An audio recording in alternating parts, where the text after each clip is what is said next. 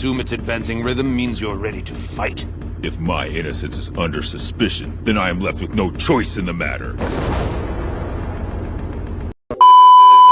Hello everyone, आज की इस वीडियो में मैं आप सभी को ये बताने वाला हूँ कि किंग कौन है और उसकी ट्रू आइडेंटिटी क्या है, और साथ ही मैं ये भी एक्सप्लेन करने वाला हूँ कि आखिर किंग एस क्लास तक पहुँचा कैसे। एनिमे के अंदर तो हमें ये दिखाया गया है कि जो किंग है वो एक नॉर्मल पर्सन है, तो आखिर वो एस क्लास तक पहुँचा कैसे। और साथ में ये भी एक्सप्लेन करने वाला हूँ कि किंग के फेस पे हम जो ये स्कार देखते हैं आखिर उसे ये स्कार कैसे मिला। तो अगर आप सभी इस वीडियो में इंटरेस्टेड हैं तो हमारे साथ अंत तक बने रहें। बहुत से लोगों का ये कहना है कि किंग जो कि हमें एनिमे के अंदर दिखाया गया है, किंग उसका बिल्कुल अपोजिट है। किंग ने अपने पावर्स को हाइड करके रखा हुआ है और सही टाइम आने पर वो अपनी ट्रू पावर्स का यूज़ करेगा। किंग को लेकर ऐसी बातें इसलिए फेमस है क्योंकि किंग ऐसी वाइब देता है। किंग की अपीयरेंस ही काफ़ी होती है किसी भी मॉन्स्टर को डराने के लिए। पहले मुझे भी ऐसा लगता था कि किंग ने अपनी पावर्स को हाइड करके रखा हुआ है और सही टाइम आने पे वो इसका यूज़ करेगा, लेकिन जब मैंने किंग के कैरेक्टर को सही से ऑब्ज़र्व किया तब मुझे पता चला कि उसके पास कोई भी ऐसी स्ट्रेंथ नहीं है। तो अब बात यहाँ पे ये निकल के आती है कि आखिर किंग एस क्लास तक पहुँचा कैसे। इसका आंसर बिल्कुल ही सिंपल है, जो कि हमें एनिमे के अंदर दे दिया गया था। किंग की पावर है उसका लक, और इसी के साथ उसने दो चीज़ें और बिल्ड की हैं, जो कि है करेज और ऑरा अपीयरेंस। किंग का लक इतना अच्छा है कि वो किसी भी मॉन्स्टर से फाइट नहीं करता, उन्हें ख़त्म नहीं करता है, लेकिन फिर भी उसे उन सभी मॉन्स्टर को ख़त्म करने का क्रेडिट मिल जाता है जिसको उसने कभी ख़त्म ही नहीं किया था। लेकिन सोचने वाली बात तो ये है कि किंग अपने लक पे डिपेंड होकर एस क्लास तक तो नहीं पहुंचा होगा।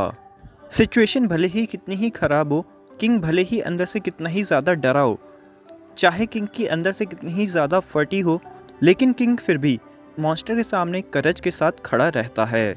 भले ही तुम्हारा लक कितना ही अच्छा हो, अगर तुम उस सिचुएशन में खड़े नहीं रह सकते, अपने एनिमी को हैंडल नहीं कर सकते, हैंडल करने से मेरा यहाँ पे ये मतलब है कि तुम अपने फीलिंग्स को अच्छे से कंट्रोल कर रहे हो, सामने वाले को ये नहीं दिखा रहे हो कि तुम्हारी आखिर अंदर से कितनी ज़्यादा फटी हुई है।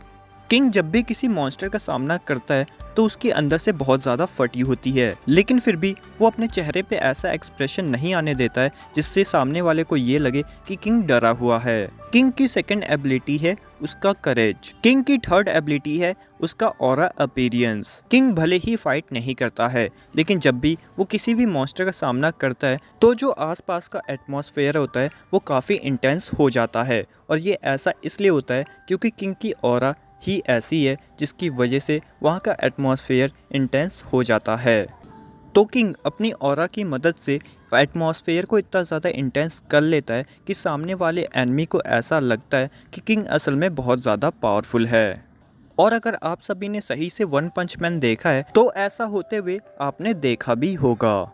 यही कुछ रीजंस हैं जिसकी वजह से किंग एस क्लास तक पहुंच पाया है, और एस क्लास के मिशन करने के बाद भी जो किंग है वो जिंदा है। किंग के पास भले ही बाकी सभी की तरह स्ट्रेंथ की पावर नहीं है, लेकिन जो लक की पावर है वही सबसे बड़ी है। अब इस बारे में बात करते हैं कि आखिर किंग को ये स्कार कैसे मिला।